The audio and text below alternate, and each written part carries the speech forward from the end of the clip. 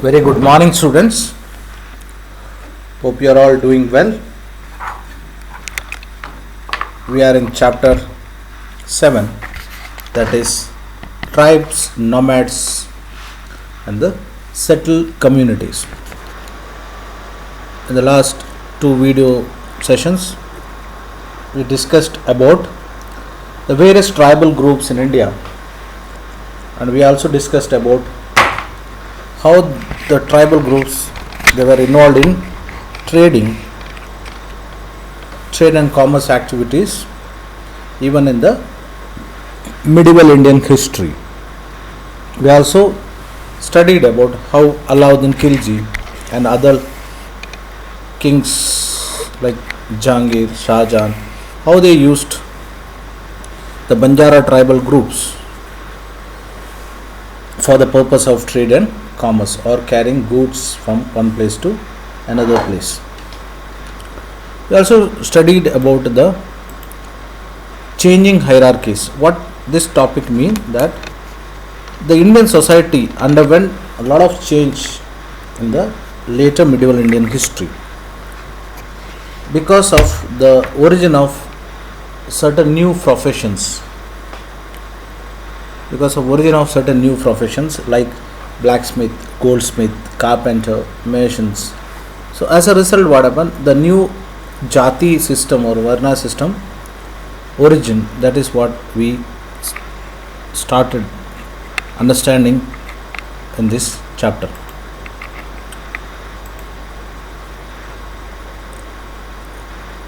There are four caste system in India where Brahmana, Kshatriya, Vaishya and Shudra. Among Kshatriyas, Kshatriya is the second highest from the hierarchy, means Brahmana, after Brahmins, Kshatriya. New Rajput clans became powerful by the 11th and 12th century. Now Rajputs, it's a new clan, they started gaining a lot of importance prior to Mughals, means because of the continuous attack of Muslim invaders, certain clans started taking the profession of protecting their land and territory. That is what Kshatriya. So the new Rajput clan became very powerful by 11th and 12th centuries. They belonged to different lineage such as Hunas, Chandelas and Chalukyas. Chalukya name may be very familiar to you because Chalukyas of Badami, Vatapi, we are familiar with it. Huna is also a tribal group, Chandelas.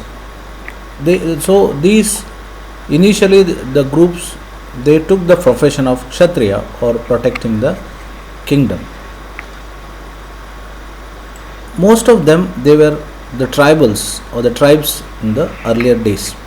Many of these clans came to be regarded as Rajputs. So Rajput is not a single clan. Please try to understand what I am saying. Rajput means those who are taken the profession or interest of protecting the land and soil of the country. Then they are gradually called as Rajputs. Who are majorly Rajputs? Hunas, Chandelas and Chalukyas, and most of them, they were all tribal population by their origin. They gradually replaced the old rulers. That is what we can understand. The Rajput kingdom was started gaining a lot of importance in the medieval Indian history. Here developing a society was emerging and rulers used their wealth to create powerful states.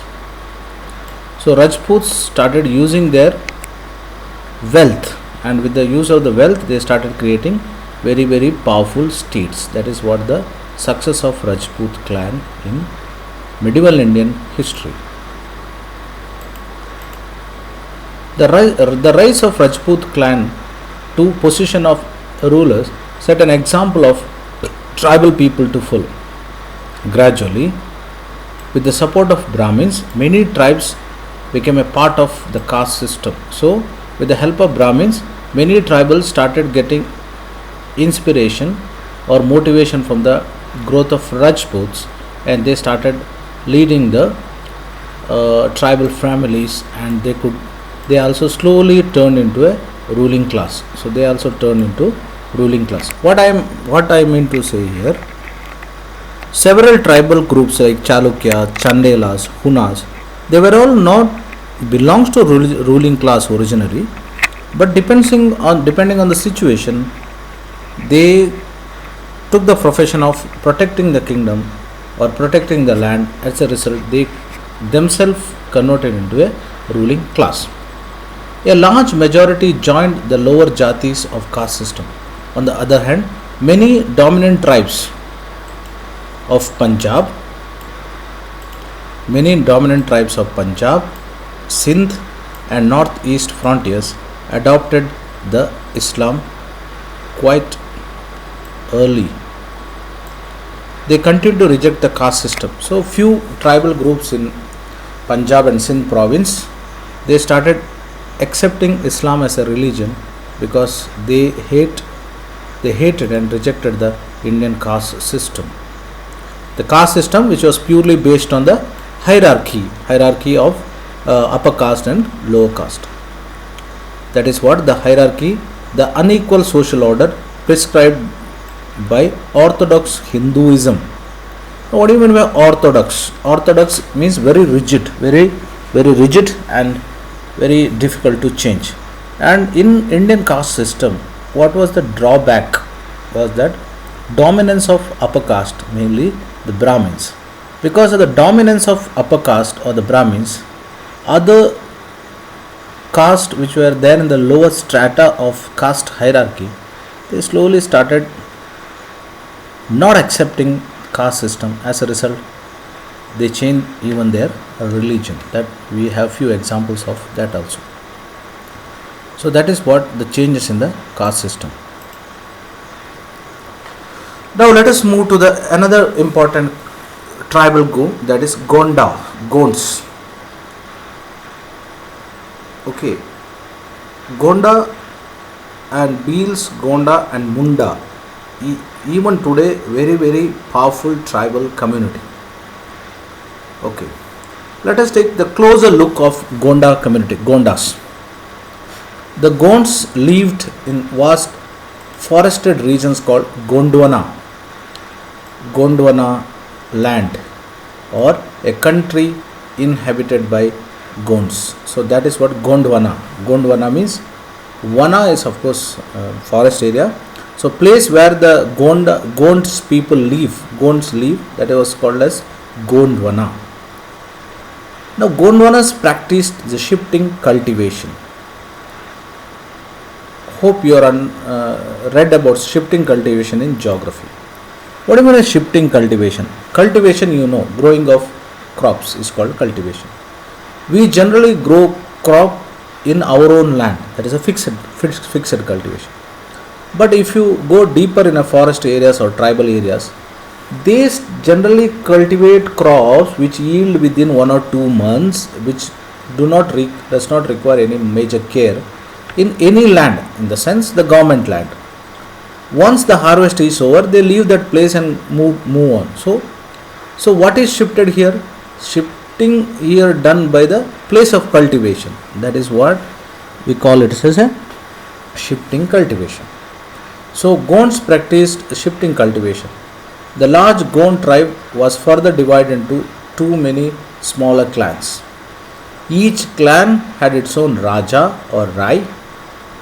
About the time that the power of Delhi Sultans was declining, the few large Gond kingdoms were beginning to dominate the smaller Gond chiefs. So, in the Akbarnama, a history of Akbar's reign during his period, he mentioned the Gond kingdom of Gara Katanga. Regarding Gara Katanga, we get a reference in class 9 textbook, Gara Katanga. Gara Katanga used by the British because they were the people who supplied sleepers, means the fish plates which is used for railway tracks. So the Gonds or the Gara Katanga, they were the major tribal gang. So the Gond kingdom or Garakatanga had almost 70,000 village. That means a huge dominance of Gonda tribal community. So let us understand the meaning of shifting cultivation, which is given in a textbook. Shifting cultivation. Trees and bushes in a forest area are first cut and burnt. The crop is sown in the ashes. Means they burn small bush or trees, and of course those who are burnt in turn into ashes, and this ash is used as a fertilizer, and so they sow the seeds. When this land loses its fertility, another plot of land is cleared and planted in the same way. So this land is not belongs to them. This land belongs to maybe government or a reserve forest area even today. Today, shifting cultivation is banned in India because we are not supposed to put fire or burn the forest area because it may convert into or turn into forest fire. So it is banned in India or is prohibited in India. But of course, there may be few examples in the tribal areas. The still the shifting cultivation is going on. Okay.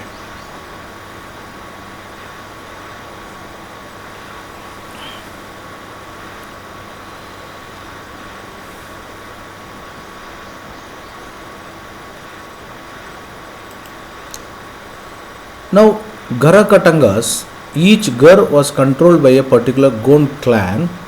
This was further divided into Chaurasi, and Chaurasi was subdivided into Bharot. Is 12. Bara means 12. It okay. So this is what the clan subdivision of villages done by the Gond community during the medieval Indian history. Okay, so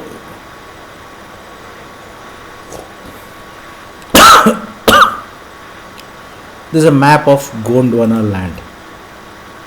Okay, you can see the map of Gondwana land. Gondwana land is such a huge area, so they controlled this entire area of Gondwana land. Mandla region is today's in Madhya Pradesh. Okay. The emergence of large states changed the nature of Gond society. They are basically equal society, gradually divided into unequal social classes.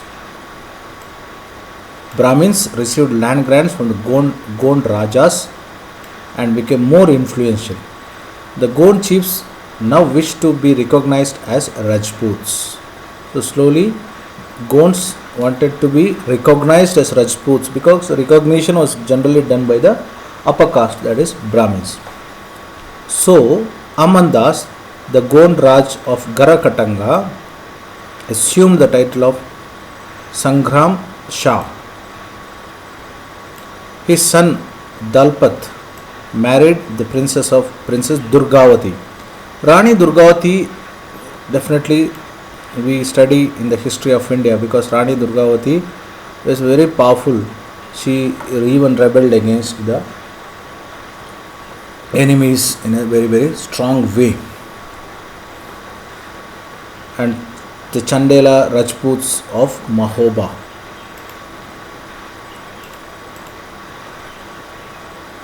Dalpat, however, died early. Rani Durgavati was very capable and started ruling on behalf of her 9-year-old son, Bir Narmin. Under her, the kingdom became even more extensive. In 1965, Mughal forces were under Asaf Khan attacked Garakatanga. A strong resistance was put by Rani Durgavati. She was defeated and preferred to die rather than surrender. Now, the story of Rani Durgavati, of course, it is remembered with a very great pride and honor in the Middle Indian history because she resisted the attack of Mughals, and in the battlefield, of course, she preferred to die rather than surrendering and supporting the Mughals. So that is what the patriotism or the love for the country, motherland was there against the attack of Mughals.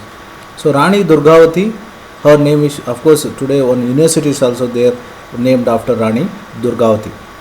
So Rani Durgavati, she ruled on behalf of her 5-year-old son. So whenever we speak who is the first female ruler, then definitely we name Razia Sultana. The same way here also Rani Durgavati, because in the later part of Indian history we come across Kittur Rani Chennamma, Jhansi Rai Lakshmi Bai, or if you go per little previous, then definitely Rani Abbaka, who rebelled against Portuguese. So the good number of women, strong women forces who fought against the enemies very strongly or very bravely.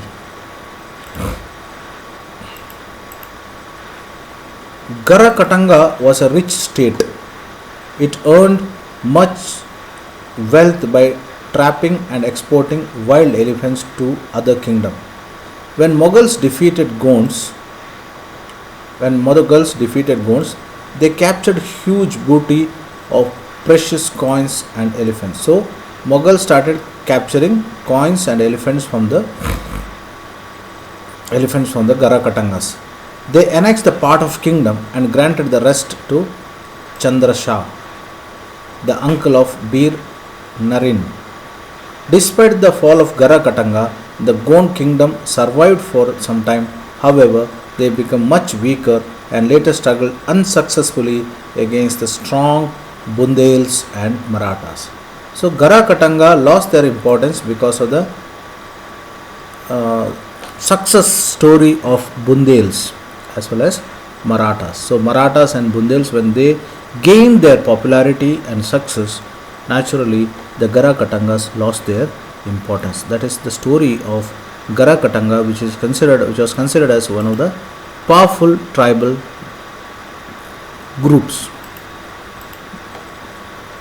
Let us see one more tribal group, that is Ahoms.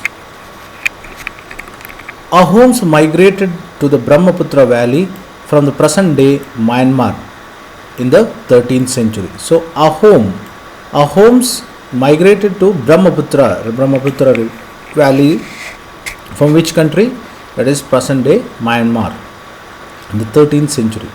They created a new state by suppressing older political system of Buyas. During the 16th century, they enacted the kingdom of Chartias and Kuch-Hoj and suggested many other tribes. The Ahoms built a large state and they used firearms as early in 1930. We see the reference of using of firearm by Tipu Sultan in the Anglo-Mysore wars. But of course, prior to them only, the use of firearms were done by the Ahoms. By 1660s, they could even make high quality of gunpowder and cannons. So you see, try to understand the tribal groups. We always look the tribal group in a very, very dejected manner. We consider them, they are illiterate, uneducated or less knowledgeable and so on.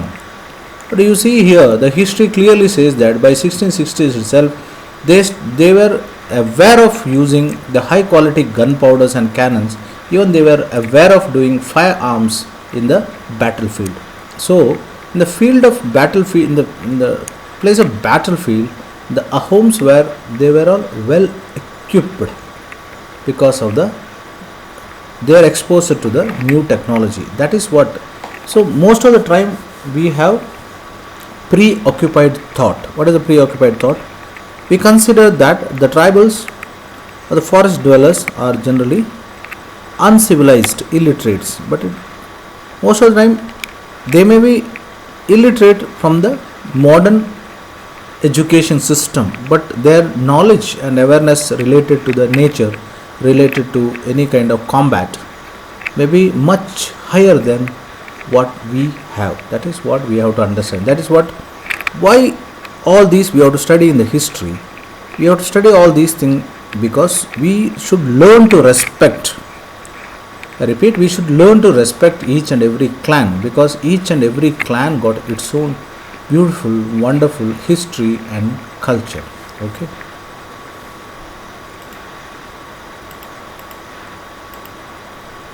However, the Ahoms faced many invasions from the southwest.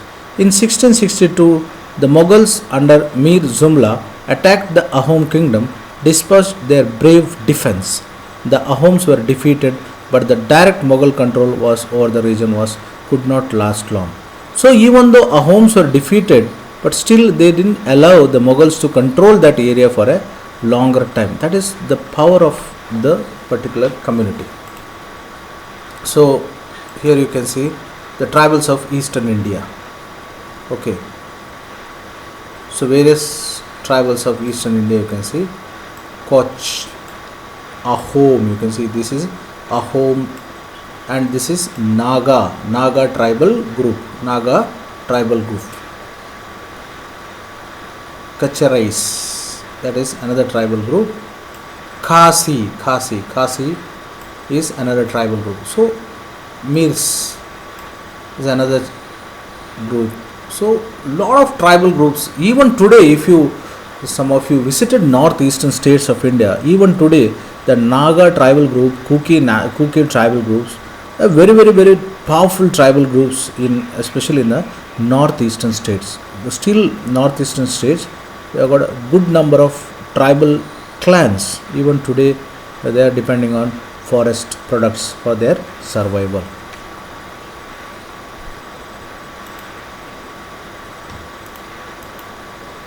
The Ahom state depending upon forced labor.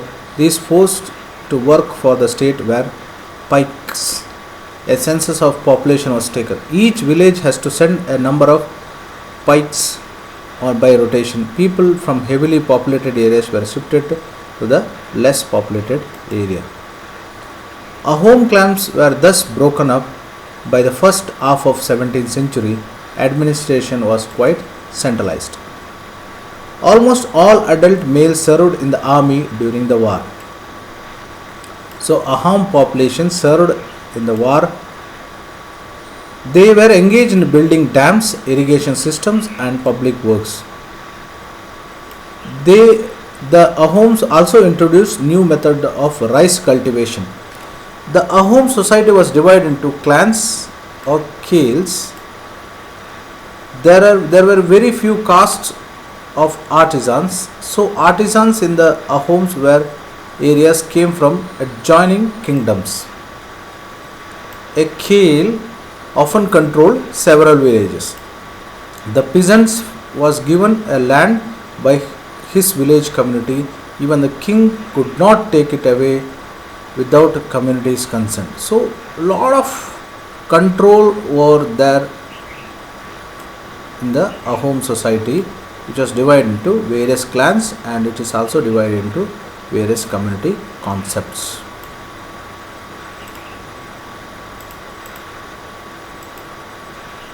Originally, Ahoms worshipped their own tribal gods. Now, regarding religion, what we say, Ahoms had their own tribal gods. During the first half of 17th century, however, the influence of Brahmins increased. Temples and Brahmins were granted land by the king. In the region of Sibsing, Hinduism became predominant religion, but Ahom kings did not completely give up their traditional beliefs and after adopting Hinduism. Ahom society was so sophisticated. The poets, scholars were given land grants, theatres were encouraged, important works of Sanskrit were translated into local languages, historical works known as Brunjiyas were also written, first Ahom language, then in Assamese. So you can see how, even though the tribal population, but they gave a lot of importance to the growth of culture, language and literature. Okay, let us conclude and continue question and answer in the next video session. Thank you.